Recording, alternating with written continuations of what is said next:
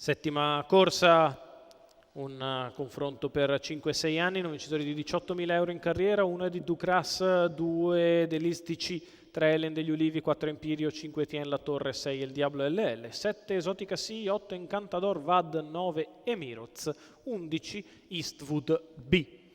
Macchina che si prepara al lancio e sono partiti.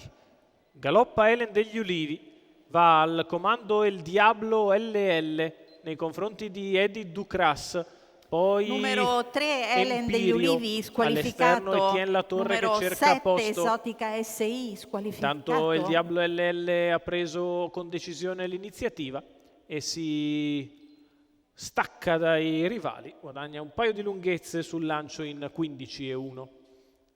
Al comando il Diablo LL nei confronti di Eddie Ducras, Empirio in terza posizione, mentre in quarta si è sistemata Etienne La Torre, risale allo scoperto invece Emiroz.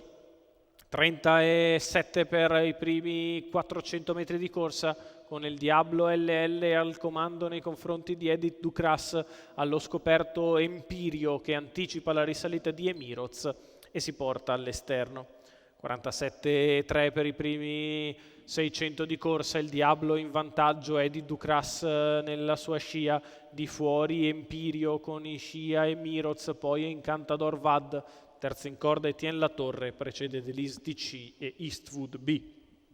1, 3 e 2 per il giro di gara, con il Diablo LL che continua ad andare di conserva al comando, Empirio allo scoperto in corda, Eddie Ducras in pariglia e Emiroz, posizioni cristallizzate al chilometro, passato in 1,19,5, frazione ancora in 16,3 per la curva di destra.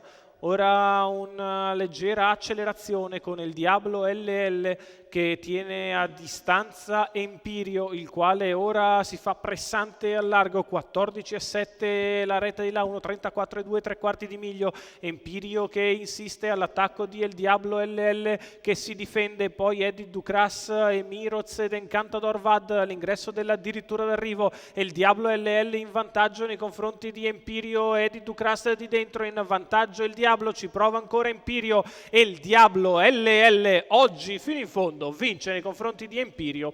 Al terzo posto Emiroz probabilmente batte Eddie Ducras, 28,8 ad arrivare, 1,16,1 il ragguaglio cronometrico per il successo di El Diablo LL. Sandro Miraglia in salchi, Cristian Rossi al training, i colori di Davide Montanari. Finalmente un percorso netto e il successo per il 5 anni da oro puro bar. Percorso di testa vincente con chiusa molto svelta in 28,8, vince netto il Diablo LL, Empirio è secondo, al terzo finisce Emiroz.